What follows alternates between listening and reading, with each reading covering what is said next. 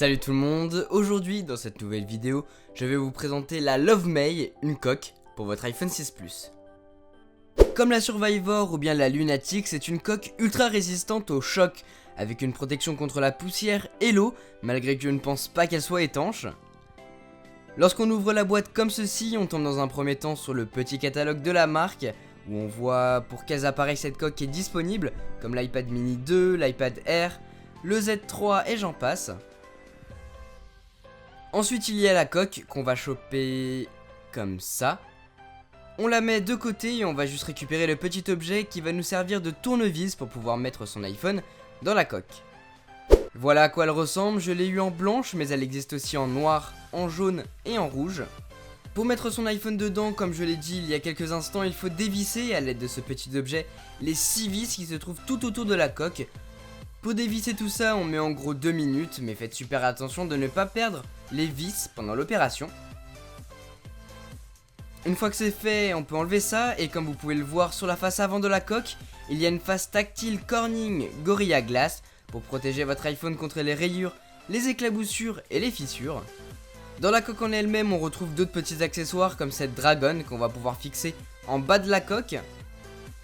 Un autre tournevis qui va nous être super utile parce qu'on va beaucoup plus vite pour dévisser et visser celle-ci. On a des vis de rechange aussi, super utile. Un chiffon pour nettoyer l'écran de la coque ou bien carrément de notre iPhone. Et finalement, on a une lingette pour nettoyer tout ça. La coque est divisée en 3 parties. À gauche, c'est la face arrière faite de métal. Une partie au milieu faite de plastique souple dans laquelle vous allez placer votre iPhone. Et finalement à droite, la face avant de la coque équipant un écran de protection Corning Gorilla Glass dont je vais vous parler tout à l'heure. Ensuite on prend notre iPhone et on le glisse dans la coque, on nettoie un peu l'écran et on place la face avant de la coque. On nettoie cette partie là aussi. On la dispose bien comme ceci et c'est parti pour le revissage. Une fois que c'est fait, on peut prendre notre iPhone en main, on a toujours accès à toutes les connectiques de notre iPhone, que ce soit les boutons de volume, le bouton silencieux en appuyant comme ceci, le bouton de veille, la prise jack et le connecteur Lightning.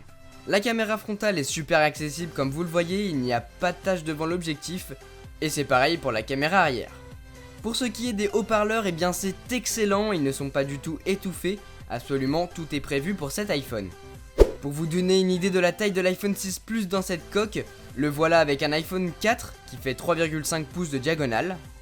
Le voilà à côté d'un iPad mini qui lui fait 7,9 pouces de diagonale.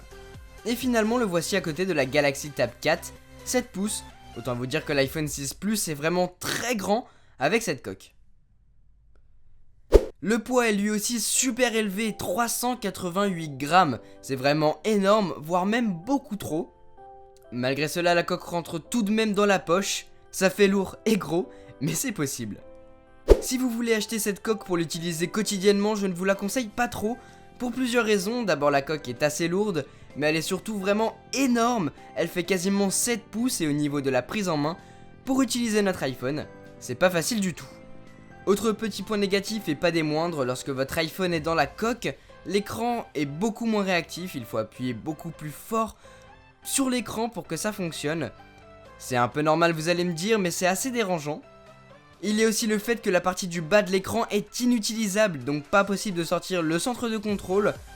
Pour enlever le centre de notification, vous devez appuyer sur le bouton Home. Et finalement, Touch ID ne fonctionne pas. Par moment il reconnaît une empreinte, mais elle est toujours erronée, et pas possible de configurer une nouvelle empreinte, cela ne fonctionne pas. C'est vraiment dommage. Malgré tous ces points négatifs, il y a du bon dans cette coque, elle est ultra résistante. Et oui, si la Lovemay est aussi grosse et lourde que ça, eh bien les amis c'est pour protéger votre iPhone contre tous les chocs, les rayures, les fissures, les éclaboussures, comme vous avez pu le remarquer, chaque connectique du téléphone est recouverte par la coque. J'ai fait un petit drop test avec l'iPhone d'une hauteur de taille, là où notre iPhone est situé, donc à environ 1 mètre du sol. Bon ok, c'est en intérieur, mais l'iPhone comme la coque est vraiment intact. Il n'y a rien dessus si ce n'est de la poussière, mais bon, c'est pas un problème. Si vous voulez voir des tests de solidité de la coque, je vous invite à faire un petit tour sur YouTube, vous trouverez votre bonheur, vous inquiétez pas. Voilà pour cette coque Love May pour iPhone 6 Plus. Pas trop utile si vous voulez l'utiliser quotidiennement je pense, mais si vous partez à l'aventure comme Bear Grylls, cette coque est faite pour vous.